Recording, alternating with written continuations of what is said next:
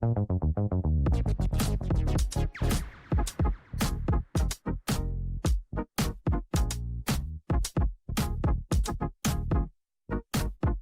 9월 17일 이틀 뒤에 있을 2016 KBO 신인 드래프트 프리뷰 쇼를 진행할 텐데요. 네.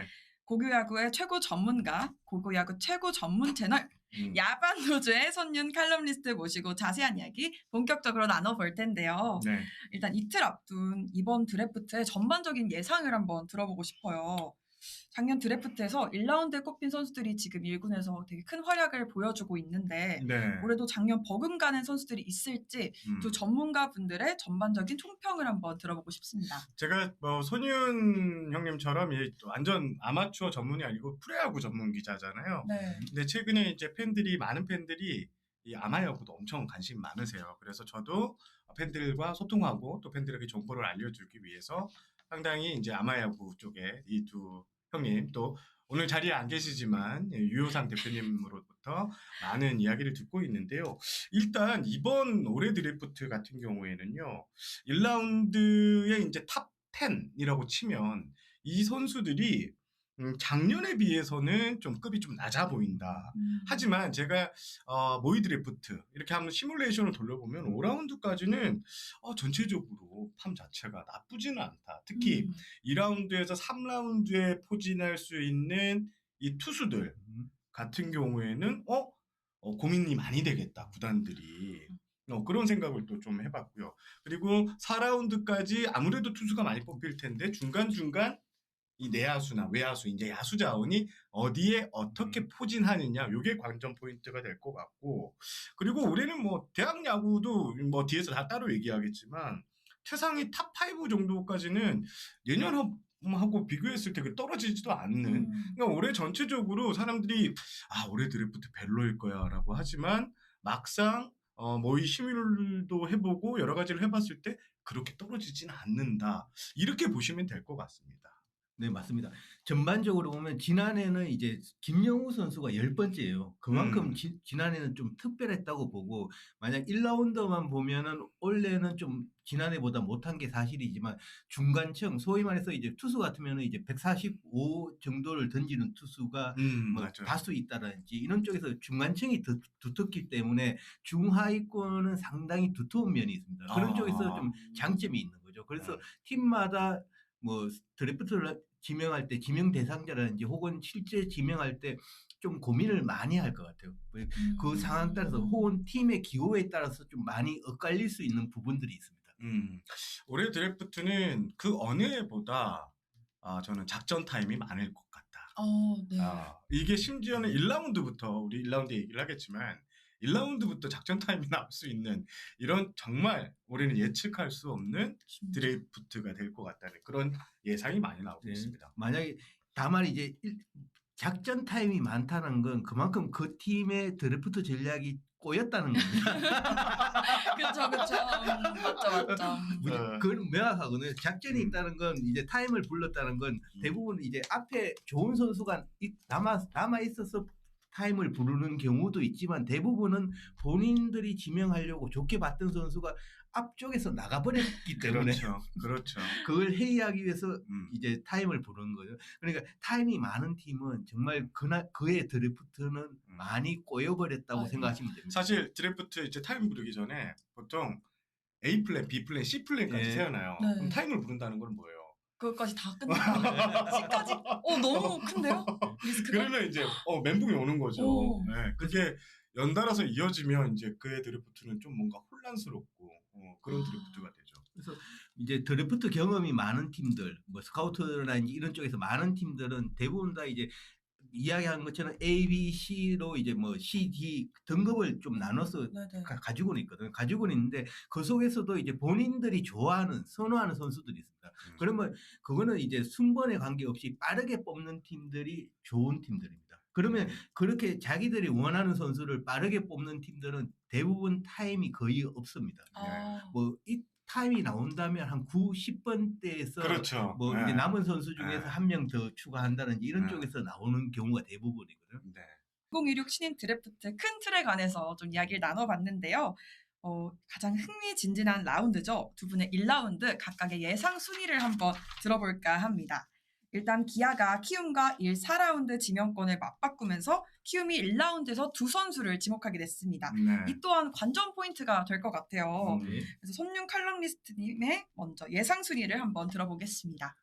저는 이제 첫 번째는 이제 박준현, 두 번째 양우진, 세 번째 신재인, 네 번째 신동건, 다섯 번째 김민준, 여섯 번째 박지훈, 일곱 번째 오재원, 여덟 번째 김상호, 아홉 번째 최요한, 열 번째 박한결, 그리고 11번째까지 키움이기 때문에 11번째까지 본다면 이호범 이렇게 봅니다. 2호범까지. 그러면 제가 바로 들어갈까요? 네, 좋습니다. 저는 박준현 선수가 전체 1번, 양우진 선수가 전체 2번, 전체 3번은 김민준, 4번은 박지훈, 5번은 제가 이제 전공인 구단이죠. SSG는 신재인, 6번은 신동건, 8번은 박한결. 그 다음에 7번은 박한결, 8번은 이호범, 9번은 김상호, 10번은 김요엘, 그리고 11번은 오재원으로 저는 선택해 보겠습니다. 네, 지금 댓글에서 조금 빠르다고 한 번만 천천히 얘기해달라 하셔서 제가 한번 다시 짚어드리겠습니다. 네. 일단 손윤 칼럼니스트의 순위는 1순위는 박준현, 2는 양우진, 3 신재인이죠. 신재인, 네, 4번에 신동건 선수, 그리고 5번에 김민준 선수, 6번에 박지훈 선수, 7번에 오재원 선수, 8번에 김상호 선수, 9번에 최요한 선수, 10번에 박한결 선수, 그리고 11번에는 이호범 선수로 이제 얘기를 해주셨습니다. 네. 다만 이제 뭐 정세영 기자님도 맞습니다. 잘 알고 있지만 지금 현재 좀 이제 키움이 박준현 선수를 한다고 하면 두 번째부터는 지금 현재 아직까지 확정이 되지 않았기 때문에 네. 변수가 이번 1라운드에는 상당히 많습니다. 네, 그렇죠. 그렇습니다. 지금 많은 구단들이 NC의 선택을 기다리고 있어요. 네. 지금 NC가 오늘 사단장 보고가 이제 들어갔는데 아마 이제 지금쯤이면 어느 정도 결정이 됐을 것 같은데 지금 NC 쪽의 정보가 거의 나오지 않고 있습니다. 그러면 NC가 어떤 선수를 선택하냐? 양우진부터 김민준, 신동건 그리고 신재인까지 네. 4명의 선수를 두고 고민 중이다라는 얘기가 있는데 저는 일단 양우진 선수를 거른다는 것 자체는 과거에 이제 유현진 선수를 거르고 이재원, 나승현 선수까지 네. 이렇게 됐잖아요. 그런 거와 비교할 수 있을 정도로 양우진 선수는 이제 팔꿈치 미세골절이 네. 있지만 이 정도는 충분히 안고 가야 된다. 그리고 선수진 본인도 물론 지금 시점에서는 괜찮다고 하겠죠.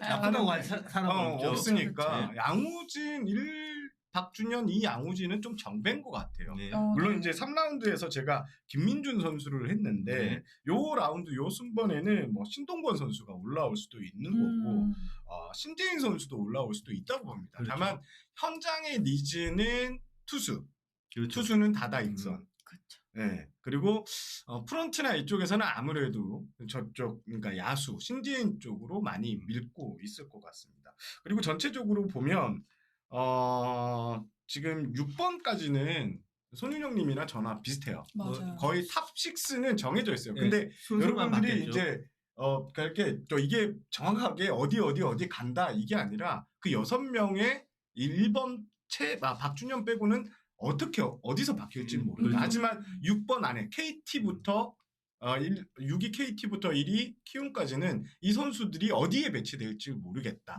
이게 지금 공식적인 평가입니다. 그렇죠. 일단 그러면 이들을 탑 6로 딱 꼽으신 이유가 있을까요? 뭐 첫 번째는 이제 정세영 기자님도 이야기를 해주셨지만 네. 양우진 선수 같은 경우는 가지고 있는 잠재력이 높다는 점이 있고요. 그리고 두 번째 이제 김민준 선수 같은 경우에는 지난해부터 올해까지 많은 이닝을 던지면서 꾸준한 활약을 했다는 거. 그리고 확실한 변화고 스플리트도 가지고 있다는 쪽에서 적시 전력으로 볼 수도 있는 요소가 있잖아요. 그런 쪽에서 장점이 있는 거고 이제 세 번째 선수 같은 경우는 이제 신동건 선수 같은 경우에는 확실히 올 시즌 초중반까지는 구속이 생각보다 안 나와서 좀 회의적인 부분도 네. 있었지만 확실히 뭐 고교 대학 올스타전 이후로 구속이 나오면서 제구라든지 그리고 변화구로 좋은 커브를 가지고 있다는 쪽에서 발전 가능성이 높다라고 보시면 되고 박지훈 선수 같은 경우는 이제 확실히 150 이상 던질 수 있는 뭐 빠른 공을 던질 수 있는 투수라는 장점이 있습니다. 그리고 신재인 선수는 운동 능력이 좋기 때문에 뭐 어느 팀이든 이제 상위 라운드로 맞아요. 하고 싶은 선수라고 보시면 됩니다. 신재인 선수를 원하는 구단들이 네. 꽤 있습니다. 지금 뭐 만약에 5번 이후에 나오는 팀들 중에 지금 뭐 KT, 두산, LG 여기도 다 신재인이 만약 이때까지 이러면 무조건 예, 약간 그렇죠, 제로. 그렇죠. SSG 같은 경우에도 뭐 최정 지금 선수의 후계자도 빌려죠. 그렇죠. 맞아요. 그래서 SSG는 지금 3년 연속 이 타자를 찍게 돼요. 네. 그러니까 그 전이 이제 제가 지금 갑자기 생각했는데 그 직전 시즌 이유래 선수였고 네, 그렇죠. 그 전 시즌이 그 전이 저 누구였죠? 갑자기 생각했는데 하여튼 3년 연속 야수를 찍을 수 있다는 입장이에요. 네. SSG는. 네. 그래서 앞에서 신재인 선수가 안 빠지면 확실히 SSG까지 기우면 SSG는 낚아챈다. 그리고 그 앞에 있는 롯데 같은 경우에는 저는 투수가 급하다.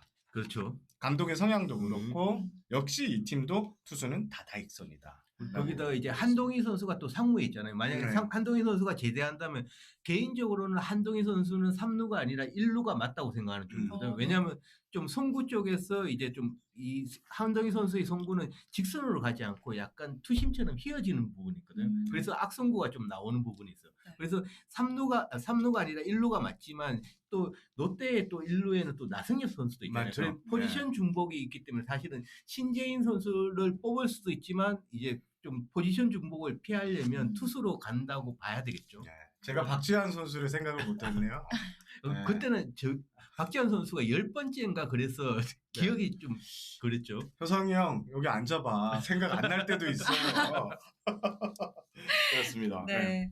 일단 1번부터 6번까지는 뭐 순번만 다르고 동일한데 네. 좀 이제 그 이후 순번들이 조금 차이가 있는 부분들이 있습니다. 네. 일단 정세용 기자님께서 김요일 선수를 뽑아주셨더라고요. 키움에 이제 저는 김효일 선수가 지금 이 청소년 야구 대표팀을 거쳤고 네. 거기서 주가가 좀 올라갔고 키움 쪽에서 사이드암 투수에 관심이 좀 있을 것이다라는 얘기를 들었어요.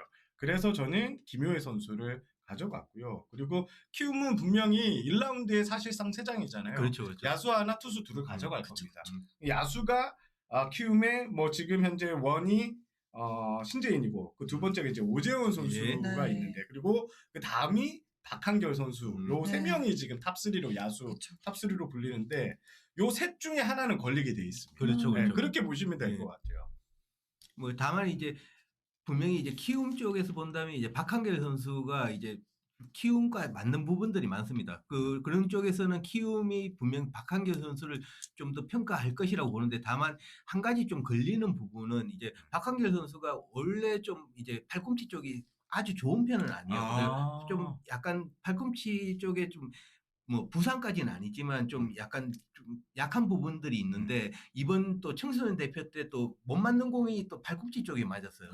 그러면 이 상황에 따라서 이 재활 기간이 있다면 작년에 이제 키움이 염성원 선수를 뽑았잖아요. 그런데 그렇죠. 부상으로 이제 수술하고 재활한 1년이 있기 때문에 염성원 선수에 이어서 또 한 명이 또 1년을 1년이란 6개월 이상 재활을 한다면 좀 팀에 부담이 되는 부분도 있잖아요. 그런 쪽에서 좀 키움에서도 좀 생각할 부분이지만 키움은 또 모든 사람들의 예상을 뛰어넘는 네. 정말 본인들이 원한다면 그 라운드라든지 뭐 순위라든지 여러 가지 상황을 고려하지 않고 뽑는 팀이기 때문에 충분히 박한결 선수 이제 키움이 내야가 필요한 요소가 있기 때문에 박한결 선수를 선택할 것으로 보입니다.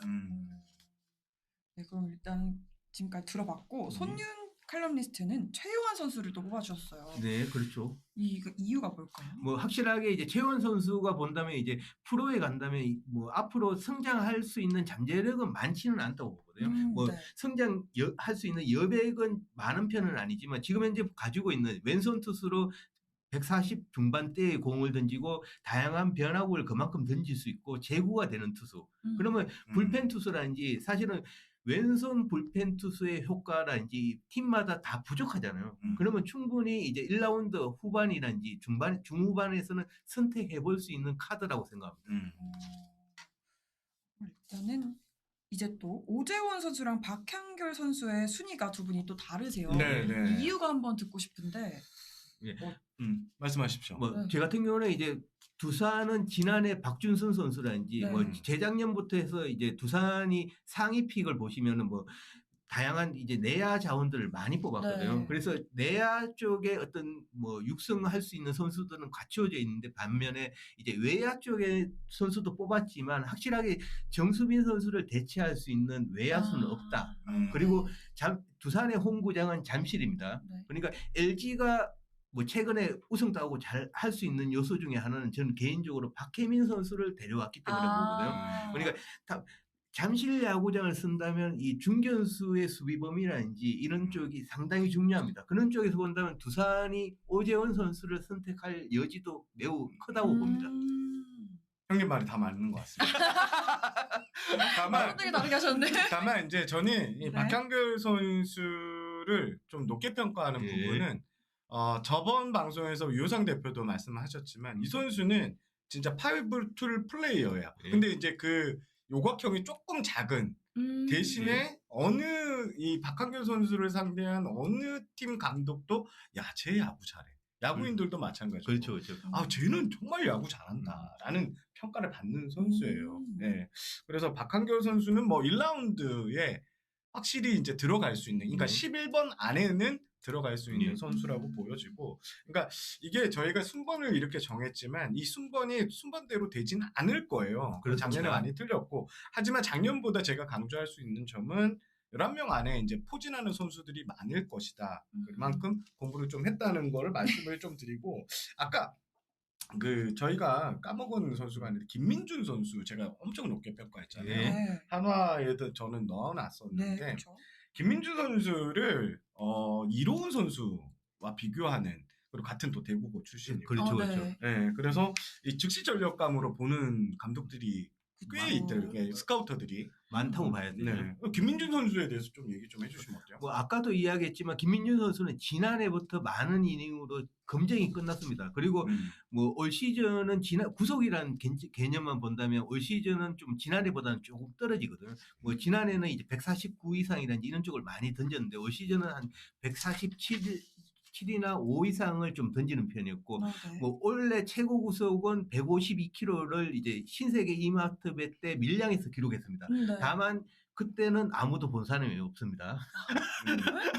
왜냐하면 신세계 이마트배 이제 예선전이 밀양에서 마지막 쯤에 이제 김민준 선수가 경기를 했는데 대부분 다 이제 서울로 올라오면서 그날 경기를 안 봤는데 152를 던졌습니다. 그 이후로는 한 149라는지 그쪽 개념이고, 그리고 이 선수 같은 경우는 스플리트가 상당히 좋습니다. 좀 이로운 선수와의 차이점이라면 이로운 선수는 좀 선발보다는 좀 아무래도 불펜으로 계속 맞죠. 갈 확률이 높잖아요. 마무리라든지 뭐 잘 성장한다면 김민준 선수는 뭐 불펜보다는 선발로 갈 확률이 높다는 부분입니다. 그리고 제구도 상당히 안정적이기 때문에 즉시 전력으로 보는 팀들이 많을 겁니다. 좋습니다. 이 선수가 이로운 선수가 어쨌든 성공 사례잖아요. 예. 그렇죠. 그럼 그 또한 김민준 선수한테 좀 좋은 영향이 끼쳐지지 않을까 생각되는데. 네, 맞습니다. 그러니까 보통 이제 스카우터들 같은 경우도 이제 우리 팀에서 어떤 학교 선수가 왔는데 그 선수가 잘 적응해. 그러면 또 다른 선수를 했는데 거기도 잘 적응하고 잘해준다면 그 팀, 그 학교에 대한 선수들에 대해서 좀 플러스 점수를 줍니다. 왜냐하면 뭔가가 맞기 때문에. 그런데 어느 팀은 이제 우승도 많이 하고 선수도 좋은데 우리 팀에 왔더니 다 잘 안 풀려. 그러면 뭔가가 안 맞는 거거든요. 그 고등학교에서 어떤 선수들을 키워왔던 거랑 이 프로의 세계와 안 맞는 부분, 팀과 안 맞는 부분이 있다는 거잖아요. 그러면 좀 좋은 선수가 있더라도 좀 불안하잖아요. 그렇죠. 그런 쪽에서는 좀 피하는 부분도 분명히 나옵니다. 이게 대표적인 예가 서울고 아닐까요? 지금 최근에 서울고의 성공 사례가 엄청 뭐 김영우 선수도 그렇고 앞선 사례들의 성공 사례가 있으니까 이 선수들은 데리고 오면 뭔가 잘 풀릴 것 같은 그런 기대가. 그렇죠. 거기에 뭐 두산 같은 경우는 뭐 박준순 선수가 원래 잘했기 때문에 득수고하고도 좀 잘 맞구나 이런 생각도 해볼 수 있습니다. 또 그것도 관전 포인트가 될 수 있겠네요. 최요한 선수가 지금 국대 경기 나가서 U18에서 두각을 보이고 있어요. 청소년 대표팀에서 주목할 만한 또 선수들이 있을지 한번 들어보고 싶은데. U18 대표팀이 만들어져서 연습 경기와 이제 오키나와에서 경기를 치렀잖아요. 네. 그 과정 속에서 소위 말해서 좀 떡상까지 뭐 최요한 선수라든지 이런 쪽은 떡상이라고 할 수는 없지만 떡상이라고 네. 할 수 있는 선수가 한 4명이 있습니다. 네. 첫 번째는 신동건 선수입니다. 신동건 선수 같은 경우에는 이제 고교 대학 올스타전에서 147을 던진 걸 제외하고는 구속이 생각만큼 안 나왔거든요. 네. 그런데 이제 그 대표팀에 뽑히고 이제 연습을 하면서 149가 나왔거든요. 그리고 오, 상당히 연습할 때부터 팀 내에서 3학년 중에서 가장 좋아가지고 평가가 이번 U18 대표팀의 에이스는 신동건이라는 이야기까지 나올 정도였습니다. 맞아요. 그런 네. 쪽에서 상당히 고평가가 높은 평가를 받은 부분들이 있고, 두 번째는 이제 최요한 선수도 올 시즌 내내 좋은 활약을 했고 실제 또 청소년 대표로 나가서 이제 뭐 푸에르토리코라든지 외국 팀을 상대로도 상당히 좋은 투구를 했잖아요. 그러면 이 선수는 이제 좀 강한 팀과도 외국 선수를 상대로도 이만큼 통하는구나. 그런 쪽에서 또 평가가 오를 수밖에 없습니다. 네네네. 그러면 나머지 2명은 야수인데 첫 번째는 이제 원주고 포수 이희성 선수입니다. 네. 뭐 이희성 선수 같은 경우는 어깨가 강하다는 정도의 평가고 좀 잠재력이 있다. 이런 쪽의 평가 정도였거든요. 그래서 개인적으로는 이제 청소년 대표 경기란 이런 쪽이 열리기 전까지는 아마 포수 쪽에서 첫 번째는 이제 부산고의 강준기 선수라고 생각했거든요. 그런 쪽이었는데 이제 실제 일본전에서 이희성 선수가 선발 출장했거든요. 그리고 안타를 치고 이런 모습을 보인다면 지금 현재는 포수 쪽의 첫 번째는 아마 이희성 선수가 되지 않을까 조심스럽게 예상이고, 두 번째는 이제 군산 상일고의 외야수 박지호 선수입니다. 박지우. 네, 박지호 선수 같은 경우에는 이제 대표팀에 뽑히기 전에도 타격 쪽에서는 좀 좋은 평가를 받았습니다. 그래서 각 팀 스카우트, 각 팀마다 이제 아마 드래프트 대상자에는 있었지만, 뭐 박지호 선수 같은 경우에 타격보다는 좀 수비가 좀 부족한 부분들이 있었거든요. 그래서 아마 좀 드래프트에서는 하위라든지 좀 평가가 좀 박할 수도 있겠다고 생각했는데 이번 청소년 대표에서 정말 잘 쳤잖아요. 맞아요. 한국 대표팀의 대부분 타점을 박지호 선수가 올렸잖아요. 맞아요. 그런 쪽에서 좋은 평가를 박지호 선수가 이만큼의 타격 능력이 있구나라고 재평가 받는 부분도 분명히 나왔다고 봅니다. 저는 신동근 선수에 대해서 다시 좀 주간 부연 설명을 하면 구단 스카우트는 그 얘기를 하더라고요. 이 선수가 가진 실링이 터졌을 때를 기준으로 어마어마하다. 그렇죠. 그러니까 외국인 용병, 외국인 선수를 한 명 더 가진 효과를 가지게 하는 투수다. 잠재력이 그만큼 크다는 거예요. 네. 그런 평가를 좀 받았는데 다만 이 선수가 좀 이제 부상의 위험이 좀 있다. 좀 투구폼이 딱딱하다. 그렇죠. 네. 그런 얘기를 했고 또 이 선수 이제 커브가 또 기가 막히잖아요. 네. 그러니까 뭐 미국 쪽이라든지 사실은 신동근 선수의 투구 스타일이라든지 여러 가지가 한국적이다기보다는 미국 쪽에 좀 가깝습니다. 빠른 공과 커브라는 기본 구종을 갖추고 있는 것도 그렇고요. 그리고 이제 뭐 그런 쪽에서도 그렇고, 그리고 이 선수가 신장이나 이런 것들이 있기 때문에 앞으로 또 성장할 잠재력들이 많지만 이제 이야기하신 것처럼 좀 투구 폼이 딱딱한 부분도 있고, 이제 지난해나 이제 올해 또 투구 이닝 또 경기 수를 많이 가져갔기 때문에 그 부분에 대해서도 좀 약간 좀 의문 부호를 가지는 분들도 있습니다. 좋습니다. 이 선수가 또 지방의 한 A구단 스카우터가 당장 프로 무대에서 커브 하나만 던져도 통하는 투수다라는 그렇죠. 평도 있었더라고요. 그건 거짓말이죠. 네? 아닌가요? 왜냐하면 프로의 세계가 커브 하나로 프로 타자를 잡아내기는 그쵸, 어렵습니다. 그쵸. 그만큼 좋은 커브를 던진다. 가지고 있다. 네. 커브 하나로도 그렇게 좋은 용량. 캐비어 리그 수준을 너무 낮게 보는 거죠. 그런 건가요? 저의 얘기를 한번 맞아. 해봐야 될까요? 제가 그게 참 궁금했어요. 네. 그러면 공부 많이 하셨잖아요. 그렇죠. 신하나가. 오늘 방송에서 공부 정말 열심히 했죠. 진짜 공부한 양이 어마어마하게 이렇게 됐던데 한번 라운드 예상 순번 한번 불러주세요. 네, 제가 10일까지 해보려고 했는데 10일 순위까지 너무 저는 벅차더라고요. 그래서 저는 딱 5순위만 예상을 해봤습니다. 일단 1순위에는 박주현 선수. 너무 이거는 당연한 정배죠, 이것도. 네, 그리고 2순위는 전 양우진 선수. 양우진. 그리고 3순위는 신재희 선수. 그리고 4순위는 김민준 선수. 네. 그리고 5순위는 신동건 선수로 이렇게 꼽아봤습니다. 어떻게 평가하세요? 정말 잘했죠. 다만 세 분 저희들 3명 다 거의 비슷하잖아요. 그쵸. 너무 재미가 없습니다. 어떻게 뭐 다른 하나를 넣었어야 네. 됐나요? 아니 근데 가장 정배 픽을 해준 것 해줘요. 같아요. 맞습니다. 예, 네. 그 5명의 선수 여기에 이제 뭐 신재인 선수까지 네. 포함을 하면 6명의 선수가 탑 6라고 불리는데 앞서 말씀드렸지만 이 NC의 선택이 어떻게 될지 모르고 그래서 올해 드래프트를 특히 NC 그다음 또 하나가 또 한번 꼬아버릴 수도 그쵸. 있잖아요. 네, 한화가 투수냐 야수냐 예. 여기서 저울질을 할 수도 있고 정말 올해 드래프트는 깜깜이 드래프트란 말이 나올 정도로 맞아요. 각 구단이 촉각을 곤두세우고 앞선 구단에 그리고 그 앞에선 구단에 선택을 집중하고 있는데 다시 한번 말씀드리지만 저희가 탑 6로 불렀던 선수들 그러면 뭐 박준현, 뭐 양우진, 김민준, 박지훈, 신동건 그다음에 신재인 선수까지 네. 이 선수들은 일단 탑 6 안에 뽑힐 것 같고 그 이후에 우리가 불러드렸던 선수 뭐 박한결 선수, 오재원 선수, 이호범 선수 이런 선수들이 앞에 1라운드 최상위권 그러니까 1라운드 전체 포진할 가능성이 높다고 계속 물어봐 주셔서 이렇게 한번 제가 정리를 하고 넘어가도록 하겠습니다. 네, 좋습니다. 1라운드 얘기는 이렇게 다 들어봤는데 이제 2라운드에서 5라운드까지 이제 중상급 라운드죠. 이 이야기도 빠질 수 없을 것 같습니다. 작년에 비해서 올해 좀 특급 선수들이 적다는 평도 좀 있고 이번 신인 드래프트에 유난히 중상급 라운드에 지명될 투수들이 많다는 평도 있습니다.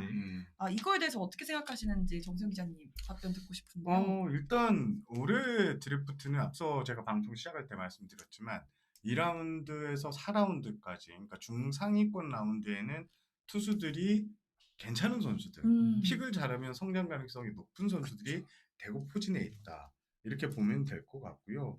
뭐 가장 뭐 대표적인 선수 지금 뭐 앞에 1라운드 후보로 언급되지 않았던 선수들 중에서는 뭐 서울고 프리미엄을 갖고 있는 박지성 선수, 그렇죠. 그 다음에 경남고 우승을 이끌었던 장찬희 선수, 그리고 강남고 BC의 김현수 선수, 그리고 이제 대학 선수 중에서는 한일장신대 박정민 선수 이런 선수들이 앞라인에서 2라운드에서 뽑힐 것 같고요. 그리고 뭐 인천고의 왼손이죠. 이 박준성 선수 같은 경우에도 왼손 프리미엄을 갖고 있는 선수이기 때문에 뽑힐 수 있다. 그리고 앞서 말씀해 주시는 떡상을 한 포수로서 이희성 선수도 지금 현재 포수 1장으로 불리고 있는데 평가받고 있는데 이 포수가 니즈가 있는 팀들은 앞에서 가져갈 가능성이 높습니다. 2라운드에서. 왜냐하면 돌면은 남아있지 않을 확률이 있다면 빠르게 지명할 수밖에 없습니다. 네. 그리고 또 올해 뭐 왼손 투수들 같은 경우에도 사실 왼손 투수가 좀 많이 귀하잖아요. 그렇죠. 그래서 왼손 투수들이 좀 많이 또 뭐 북일고의 강건우 선수 같은 경우에 항공고 양우진과 원투펀치 했던 이주호 선수. 그렇죠. 이런 선수들이 좀 선택을 받을 것 같습니다. 뭐 당연히 그런 쪽 선수들이 많다는 부분들은 확실히 이제 2라운드에서 투수를 하는 팀들은 좀 여유가 있는 거죠. 그리고 뭐 대학에서는 얼리픽을 한다면 이제 얼리 드래프트로 참가하는 이제 서준호 선수라든지 그런 쪽도 분명히 투수청이 맞죠. 전반적으로 최고 구성만 본다면 147 언저리라든지 이쪽의 투수들이 상당히 많습니다. 그런 쪽에서 선택 여지가 있고 이희성 선수 같은 경우는 이제 포수가 급한 팀이면 2라운드 후반 쪽이면 뽑을 수가 있다고 봅니다. 개인적으로는 빠르면은 그런 쪽 포수라든지 혹은 이제 내야 같으면 이제 3루수 쪽에 이제 김지석 선수, 인천고의 김지석 선수도 있고요. 뭐 외야 같으면 이제 희문고의 김민규 선수라든지 그런 쪽도 2, 3라운드에서 좀 빠르게 후반에서 나갈 수도 있는 선수들로 보고 그리고 이제 유격수 쪽에서 이제 세강고 김요셉 선수라든지 대구고 이지백 선수 이런 선수들도 좀 앞쪽에서 나갈 확률이 높습니다. 네, 좋습니다. 그러면 이제 현장에서 타임도 가장 많이 나오고 저는 중상급 라운드가 가장 좀 치열하다라고 생각해요. 근데 올해는 1라운드부터 치열할 것 같긴 한데 뭐 그래도 1라운드, 2라운드에서 좀 보석같이 또 눈여겨볼 만한 선수가 누가 있을지 또 궁금한데 누가 있을까요? 뭐 아까 정세영 기자님이 이야기했던 경남고의 장찬희 선수는 꼭 한번 보셔도 괜찮습니다. 장찬희 선수. 예, 구속이나 이런 쪽은 장찬희 선수 자체가 이제 빠른 공에 너무 얽매이지 않다 보니까 한 147, 8 정도 나오지만 뭐 좀 프로에서 성장한다면 150 이상이 나올 수 있는 재능이 있고, 그리고 변화구라든지 이런 것도 좀 다양하게 던집니다. 그리고 제구가 되는 투수기 때문에 사실은 좀 뭐 상황에 따라서는 1라운드 후반이라든지 2라운드 초반에서 선택하는 팀들이 좀 나올 수도 있습니다. 음. 좋습니다. 그리고 아까 뭐 말씀해 주셨는데 뭐 2, 3라운드에서는 뭐 아까 서준호 선수, 그렇죠. 그다음에 이태양 선수, 예. 이준서 선수. 이 두 선수들은 좀 작은 친구들인데 네, 그렇죠. 어떤 이제 또 구단들의 시선에 따라서 좀 다르기 때문에 아마 이제 이태양 선수 같은 경우는 이제 150 가까운 빠른 공을 던지고 다양한 변화구를 던지면서 제구가 된다는 쪽에서 장점이지만 아마 2라운드보다는 3라운드까지 가지 않을까 싶습니다. 개인적으로는. 뭐 3라운드 언저리. 뭐 개인적인 평가는 서준호 선수 다음 이후가 이태양 선수가 나갈 것 같고요. 그 이후에 이제 유신고의 이준서 선수라는 이런 쪽의 평가가 좀 들어가지 않을까 싶습니다. 뭐 이준서 선수도 이제 뭐 140 후반대에도 던지고 이제 중반 이상을 꾸준히 던질 수 있는, 그리고 팔스윙이나 이런 것들이 상당히 좋은 쪽에 있기 때문에 이준서 선수라든지 세강고의 김태훈 선수라든지 맞죠. 그런 쪽도 분명히 장점이 됩니다. 그리고 뭐 왼손 투수는 아까 이야기하신 것처럼 인천고의 박준성 선수라든지 경기항공고 이주호 선수, 그리고 북일고의 강건우 선수도 있고, 박성진 선수 같은 경우에는 지난해까지 본다면 지난해까지는 박성진 선수가 왼손 투수입니다. 그런데 투구 폼이 보면은 완성된 부분들이 없었습니다. 거의 좀 나쁜 말입니다. 이거는 나쁜 말로 하면은 이제 투구 폼이 보면 흐느적거리는 느낌이었거든요. 그만큼 이제 투구 폼이 어떤 짜임새가 없었습니다. 그런데 올 시즌 들어가면서 이제 투구 폼을 이제 공을 글러브에서 옆으로 빼면서 이제 투구 폼을 잡았거든요. 네. 그런데 다만 이제 변화구라든지 제구가 좋아졌지만 구속은 130대 초반, 그러니까 구속은 오르기가 어렵다는 쪽에서 사실은 뭐 대상자에는 있지만 좀 높이 평가는 못 받았습니다. 그런데 이 선수가 이제 대통령 배부터 이제 투구 폼을 또 한 차례 수정합니다. 공 빼면서 이제 아래로 돌리면서 이제 좀 어느 정도 테이크백을 가져가게 된 거죠. 그러면서 이제 140대 언저리까지 올라왔습니다. 그러면 이 선수도 이제 아마 상황에 따라서는 뭐 드래프트에서 중간 라운드까지 올라갈 걸로 보이고, 또 한 명은 이제 희문고의 이민준이라는 왼손 투수가 있습니다. 네. 이민준 선수 같은 경우는 사실은 올 시즌 시작하기 전까지는 왼손 투수 중에서 가장 좋은 평가를 받았던 선수 중에 한 명입니다. 그렇지. 특히 이제 대만에서 전지훈련을 할 때는 140 후반까지 나왔거든요. 중후반까지 나오면서 정말 좋은 평가를 받았는데, 시즌 들어가서는 지난해랑 똑같습니다. 130 후반대의 구속이라든지 뭐 제구도 그렇고 지난해와 비교했을 때 발전한 부분들이 전혀 나오지 않으면서 이제 평가가 많이 내려갔거든요. 그렇지만 이제 팀에 따라서는 왼손 투수라는 가치가 있기 때문에, 그리고 또 보여준 부분들이 있기 때문에 분명히 이제 하이라운드라든지 이런 쪽에서도 한번 팀에 따라서는 좀 빠르게 뽑을 수도 있는 선수라는 생각이 듭니다. 네. 성장 가능성을 보고 이제 저는 이 선수가 좀 제일 궁금해요. 저는 오시우 선수. 사실 이 덕수고 2학년 때는 뭐 넘버원 그렇죠. 타자 정우주 선수한테 이 받아쳐서 이만트에서 홈런을 쳤어요. 그 장면만 보면 진짜 정우 선수 지금 통하고 있는 선수고, 근데 이 선수가 지금 가치가 좀 많이 떨어졌어요. 우리가 흔히 이제 고3병이라고 하죠. 고3 3학년이 돼서 부담감과 압박감, 여기에 수비가 좀 이제 떨어진다. 하지만 이 선수의 타격 포텐은 상당히 높게 볼 수도 있는 거잖아요. 그래서 저는 오시오 선수가 어떤 라운드에서 어떻게 뽑힐까? 어떤 팀에 뽑힐까? 이게 저는 좀 궁금하고 좀 궁금했어요. 선생님은 어떻게 보시는지. 그러니까 오시오 선수가 지난해 이제 전체적으로 본다면 이제 2학년이지만 3학년과 비교해서도 타격 결과는 이런 것들이 나쁘지 않았습니다.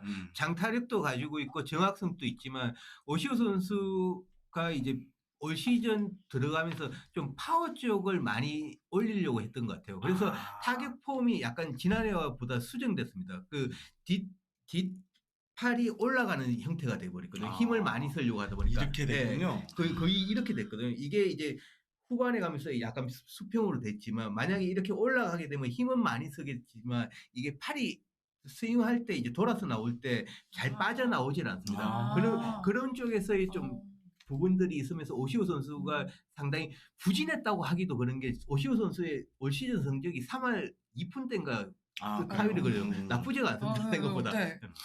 다만 이제 홈런이나 이제 기대했던 장타가 많지 않아서 그렇지. 그렇죠. 그런 쪽에서 그거 오시오 선수는 이제 지난해부터 이야기됐던 게 지난해는 그냥 치면은 야수가 없는데 공이 떨어지더라고요.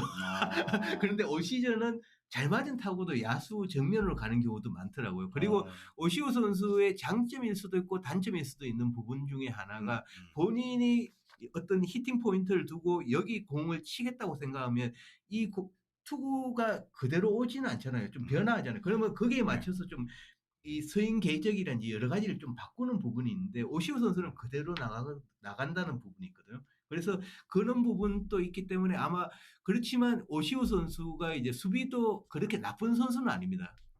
그런 쪽에서 보면 3라운드에서 5라운드 사이에 분명히 선택하는 팀이 있을 걸로 예상합니다. 3라운드에서 5라운드까지. 좋습니다. 지금 댓글에서 계속 대학생 관련한 댓글들이 많이 올라오고 있었어요. 그래서 대학 선수들의 지명 순번도 이번이 좀 큰 관심을 끌 것 같아요. 이번 드래프트 때. 올해 유독 상위 라운드에 대학 선수들 언급이 조금 많은 것 같아요. 주요 대학 선수들 누가 있을지 한번 얘기해 줄 수 있을까요? 뭐 특별히 뭐 한다면 이제 한일 장신대 투수 박정민 선수, 그리고 이제 한양대에서 2학년입니다. 얼리 드래프트 신청했고 나오는 이제 한양대 2학년 투수 서준호 선수. 그리고 세 번째는 이제 고려대 왼손 투수죠. 정튼튼 선수. 맞아요. 그리고 네 번째는 연세대 우완 투수죠. 오른손 투수 윤성환 선수. 그리고 다섯 번째는 이제 송원대 이제 투수죠. 오른손 투수로 김상범 선수가 있습니다. 이 5명 정도를 대학 쪽에서는 5인방이라고 생각하시면 될 것 같습니다. 사실 정튼튼 선수 같은 경우에는 그 바이오메카닉 도움을 받았다. 저도 이제 현장에서 가긴 했는데 이 선수가 원래 바이오메카닉 도움 받기 전에는 그 백네트에 공을 던진 포수 뒤에 던진 선수도 아니었죠. 어떤 일이 있었냐면 이제 저희들이 이제 고려대학교에 갔을 때 이제 지금 현재 댓글을 많이 다시고 있는 유효상 씨가 이제 3루 쪽 벤치에 앉아 있었습니다. 네. 마운드에 있는 투수가 3루 쪽 벤치로 던지더라고요. 아이고. 그런 부분이 있었는데 이제 바이오메카닉스로 왜 이 선수가 이제 투구 어떤 제구라든지 이런 것들을 힘을 못 쓰느냐에 대해서 좀 알았고 그 결과를 가지고 이제 고려대 코칭 스태프들이 이제 거기에 맞는 코칭 혹은 이제 연습 방식들 만들어내면서 올 시즌 이제 급성장했습니다. 지난해까지는 사실은 선수도 아니었다고 보시면 돼요. 댓글로 정튼튼은 스포츠 과학의 힘이라는 댓글까지 유효상 대표님께서 남겨주셨습니다. 네. 그리고 저는 지금 서준호 선수는 앞선 라운드까지 가능할까요? 박정민 선수보다 먼저 뽑힐 가능성도 있을까요? 박정민 선수하고 서준호 선수 둘 중에 누가 먼저 뽑힐지는 예상하기 어렵습니다. 팀에 따라서 만약에 선발감을 좀 생각하고 불펜과 선발감을 생각한다면 박정민 선수가 먼저 나갈 수 있고 만약에 불펜 쪽으로 생각한다면 서준호 선수도 충분히 가능하거든요. 두 선수 다 이제 만약 나간다면 2라운드 빠르게 나간다면 2라운드 쪽에서 예상해 볼 수 있습니다.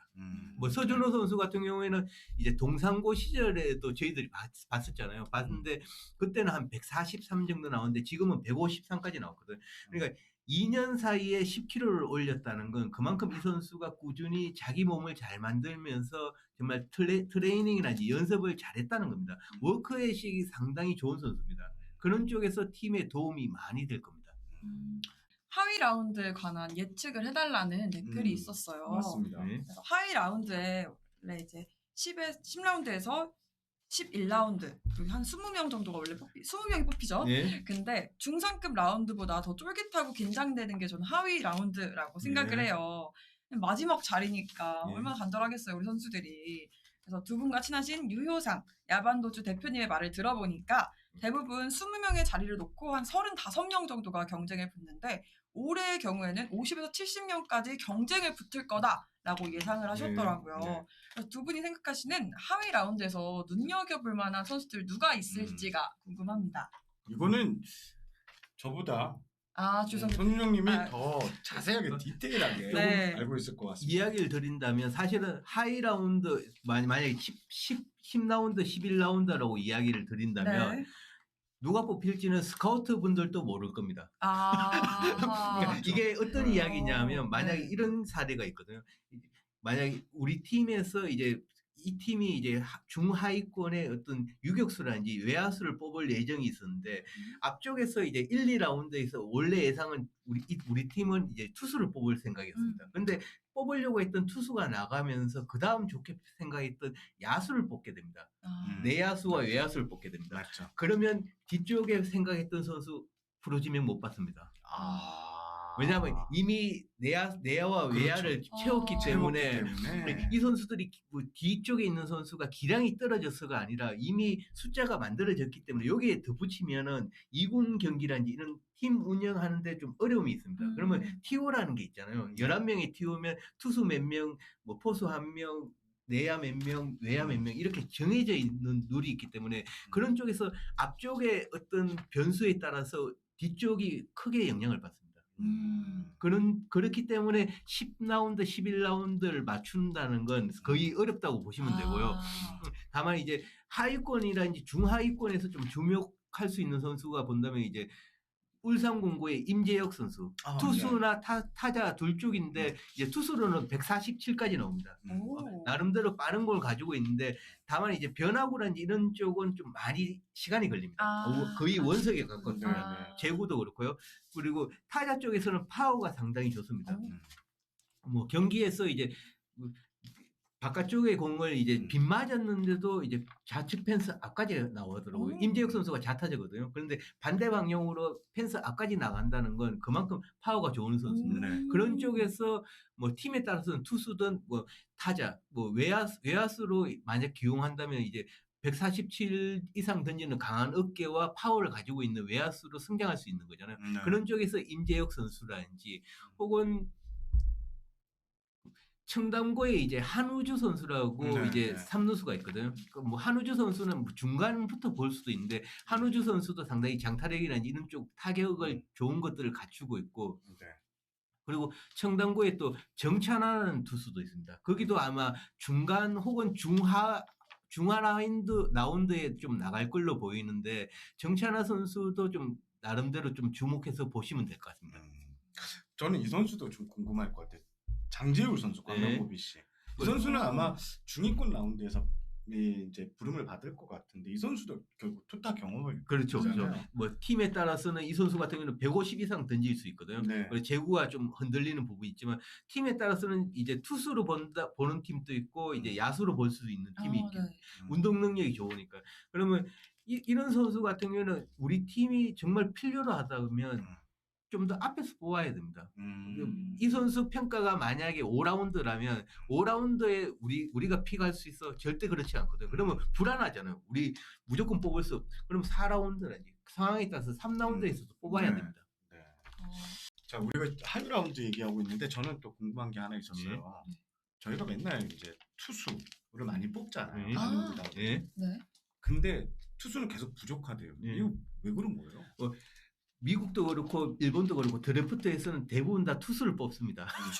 왜냐하면 투수가 이제 쉽게 생각하시면 그겁니다.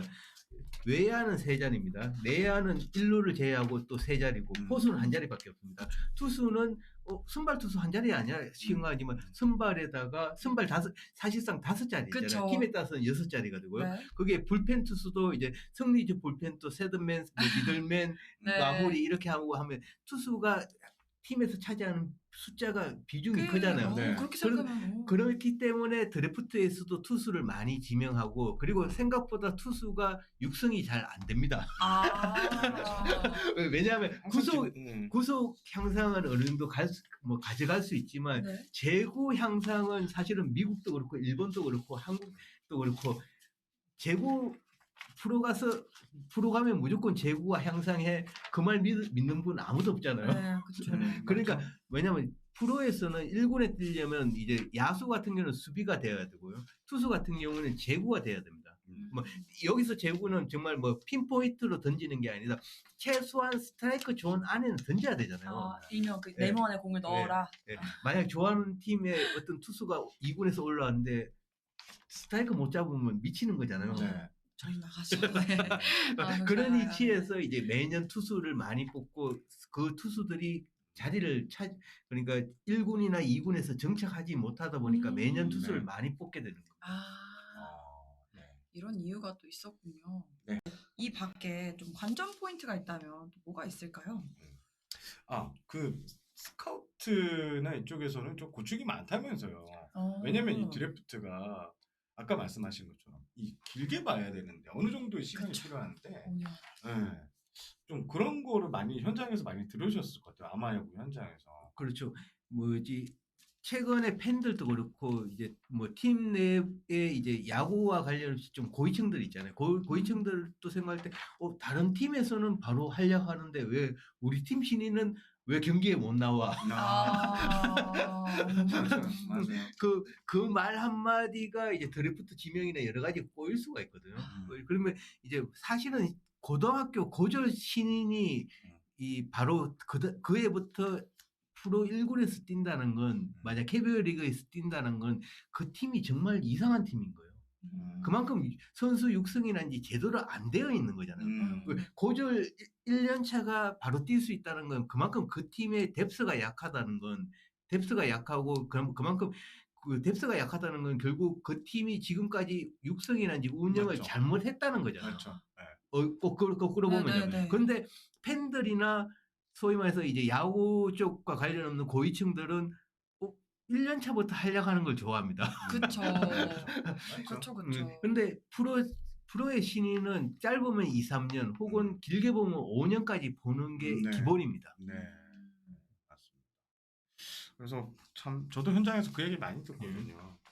이게 이제 막 야구단이라는 조직 자체가 야구를 전문하시는 분들이 이제 요즘에는 또 스포츠인 출신, 그러니까 선수 출신의 단장이 많아졌지만 대표이사 같은 경우에 또 새로운 분 그룹에서 그렇죠. 이제 내려오신 분이 많아서 이걸 갖고 이제 여러 가지 이런 얘기가 좀 나오는 것 같은데 조금 드래프트는 단시일에 결과가 나오면 좋지만 말씀해 주신 것처럼 어느 정도의 시간이 필요하다는 점 말씀. 대표적인 사례가 이제 두산에서 이제 1라운드로 최준호 선수 북일고 최준호 선수를 뽑은 적이 있거든요. 네. 근데 이 선수가 이제 그의 1군에서는 뛰지를 못했거든요. 2군에서 몸을 만들고 이제 하고 나서 그 다음 해부터 제대로 하려고 했거든요.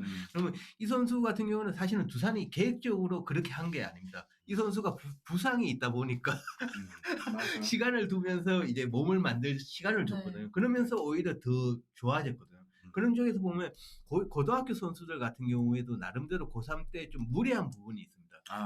몸에 과부하가 걸린 부분이 있다면 그런 쪽의 재활이라든지 그리고 첫 번째는 몸을 잘 만들어야 됩니다. 프로에 통용될 수 있는 몸과 그리고 멘탈을 가지고 있어야 되거든요. 그런데 그 멘탈이라든지 이런 것들이 다 갖추기가 쉽지가 않습니다. 그렇다면 시간이 좀 걸린다는 거 봐야 되거든요. 저는 개인적으로는 사실은 고졸 신인은 2군 캠프에도 참가해서는 안 된다는 쪽입니다. 왜냐하면 기량 기술을 발전할 게 아니라 첫 번째는 몸을 만들어야 된다는 쪽이거든요. 몸 만드는데 전지훈련 갈 이유가 없는 거죠. 그렇죠. 네. 몸을 체계적으로 만드는 게 첫 번째라고 생각합니다. 이틀 뒤에 있을 2016 KBO 신인 드래프트 프리뷰 방송을 진행했는데요.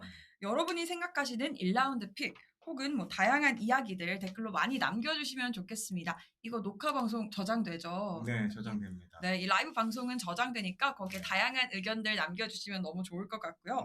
오늘 특별히 정세영 기자님 대신 제가 진행했던 머니볼에서는 정세영 기자님 그리고 손윤 칼럼니스트와 함께 했습니다. 이틀 뒤 신인 드래프트 당일에는 정세영 기자님 그리고 손윤 칼럼니스트와 함께 지명을 실시간으로 다루고 분석하는 시간을 또 준비하셨다고 해요. 네. 그때 가면 또 선수들 이야기를 또 다양하게 들을 수 있고 생생한 라이브 현장도 이제 선수들 설명과 함께 들을 수 있을 것 같은데요.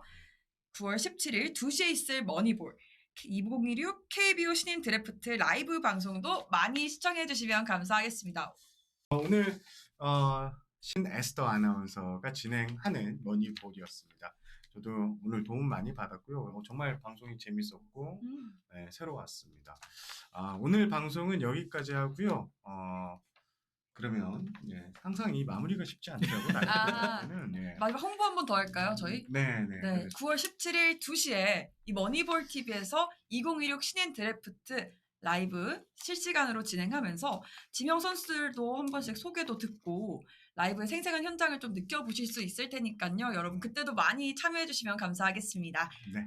지금까지 머니볼 TV에서 진행을 맡았던 신에스더 아나운서 그리고 정세영 기자님 그리고 손윤 칼럼니스트와 함께했습니다. 고맙습니다.